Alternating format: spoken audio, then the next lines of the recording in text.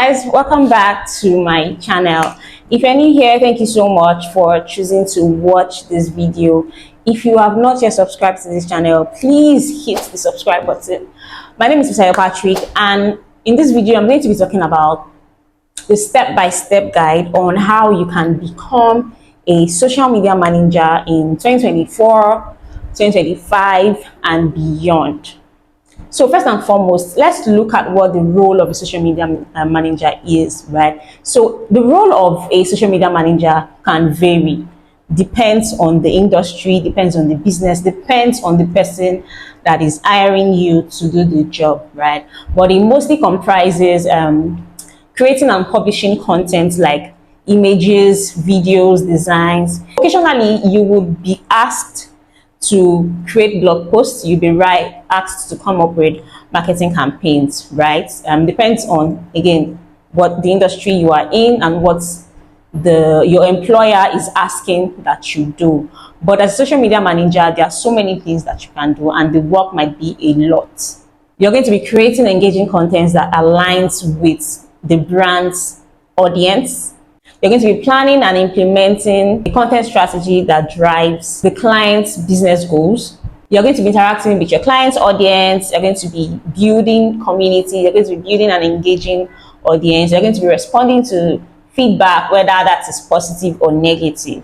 You're going to analyze data, track the performance of your content. You're going to run sponsored campaigns for the brand that you're managing. You're going to build a thriving online community. Like I said, the work can be a lot, but here is a step-by-step guide on how you can get started. So the first thing you want to do is you want to decide whether you want to do it freelance or you want to work in corporate. So that decision will come from you, from your ability to evaluate your personal preferences, evaluate your career goals, your work style. So for me, freelance, right? I do it freelance, right? I have a creative business that I'm building, so it's best to book clients rather than to work in corporate. But I have worked in corporate before. My dream has always been to work in a corporate organization, and eventually when I found out about the creative industry, I wanted to do social media for corporate organization, which I did, but later found out that that was not what I wanted to do. Later found out that my career preferences were totally different. So I went for the freelance instead. So what I like about freelance is the flexibility. I enjoy a lot of flexible work hours. The ability to choose what I want to work for, which is sort of like a big deal in this industry. So if that's something you desire, you may want to go the freelance way. Also, I love the exposure that it gives you while you're working on different clients. You're working across industries, you're working across projects. You get a lot of exposure, you get a lot of knowledge working across industries. And one great thing about it also is you get to develop your skills and experiences through diverse industries, and you can also create a solid portfolio. And on the long run, if you are serious about it, you can turn it into a fully functioning business, which, if done well, can be making money for you on autopilot, right? And that's without your direct input. So if you are a self-motivated and disciplined person and you enjoy working independently in dynamic environments, then I think freelance social media career is for you. But the pros of working in corporate are also very exciting. For example, your steady paycheck and benefits like health benefits, retirement plans, paid time off, and all those things. I think I sort of enjoy. Okay, I didn't really enjoy those things while I worked in corporate because I did not stay too long. Those benefits were fun, mouth-watering, and something to look forward to. But because it didn't fit into my career aspirations, I left even before I started. So, I mean, it's best to, I would advise to maybe try any of the two, whichever comes to your table first. Try them and see which one works for you. And also for corporate, you work in a structured environment with clear expectations. You have access to training programs, you have access to resources. Basically, your expenses are covered. So if you are someone that enjoys working in structured environments with clear guidelines and you enjoy teamwork and collaborative projects and all those things that come with corporate life, then I think corporate is for you. So make the decision. Number 2 is niche down. You need to have a certain niche where you operate in and where you're mostly good at. So what I recommend is pick a niche where you have spent the better part of your life in. So for example, if you have worked in the health industry, or if you've been a lawyer before and somehow you want to get into the creative industry through social media management, then I suggest that you pick any of these niches that you have been, any of these industries that you have been. What it does is it sets you apart from every other social media manager in that niche, because you have a grounded understanding of how things work there. You'll be able to provide your clients with a greater understanding of what they need. You'll have something that no other social media manager has. And you won't have to spend a lot of time researching how things work in that industry. You just have a smooth sailing ride in your social media management career. Step 3 is to learn everything that you can. So I used to be the go-to girl for all things social media. I remember back in school, I taught my friends how to use Instagram. I taught them how to use Twitter. I taught them how to edit their pictures. There's this trend that Instagram used to do then, where you put 3 pictures together. So I taught my friends how to do that. And I was like the it girl for social media in those days. So when I now decided to take it professionally, I knew that the knowledge that I had was not enough. The knowledge that I had was not the knowledge that was needed as a professional in the industry. So I had to go and take courses. I read a lot of books. I read a lot of articles online about social media management, just to fill the knowledge gap that I had.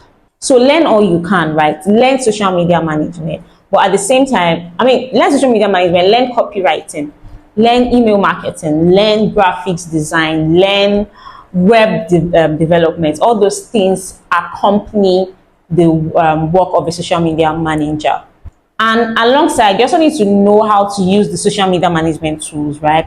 Like Qtweet, Meta, Buffer, all those things. You also need to know how to use project management tools, Trello, Asana, Notion, and those things. Airtable, there are a lot of them. You need to be able to use those tools. You need to be able to use anything at all that will make your work as a social media manager easy.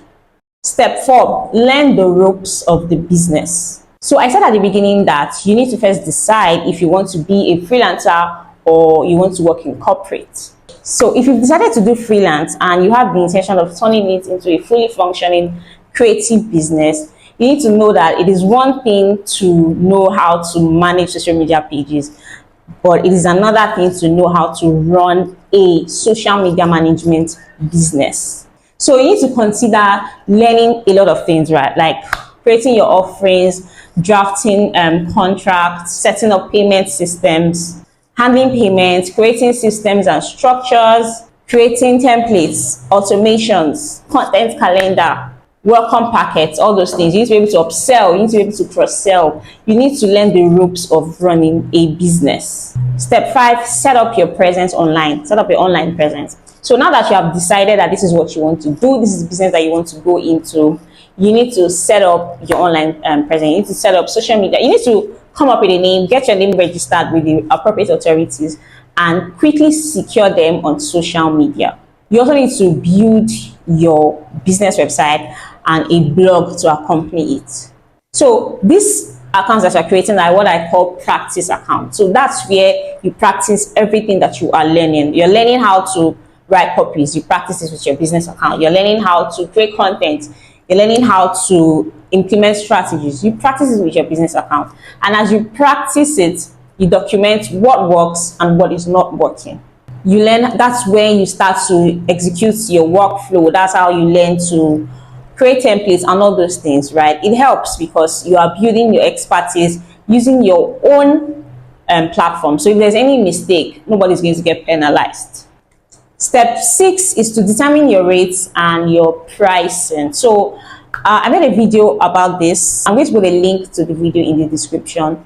you can check it out. Pricing is the trickiest part, and it's the part where a lot of social media managers get stuck, because I got stuck on it as well. And maybe in another video I will do a more up-to-date, I'll give a more up-to-date detail about it, but you can still check out the video. Last but not the least is to get clients. You are now putting yourself out there, and trust me, it can be really scary. Nobody's going to walk up to you and give you their job. You need to build expertise, you need to build credibility, you need to build a portfolio. So reach out first to the people in your network, right? Your low-hanging fruits, your friends and families, people you know that will be gracious enough to give you their businesses to handle. So once you have these first few clients, use this job to build credibility and to build your portfolio. So use them as testimonials, use them as samples that you can send to actual clients, to high net worth clients, high paying clients, because that's who you should target.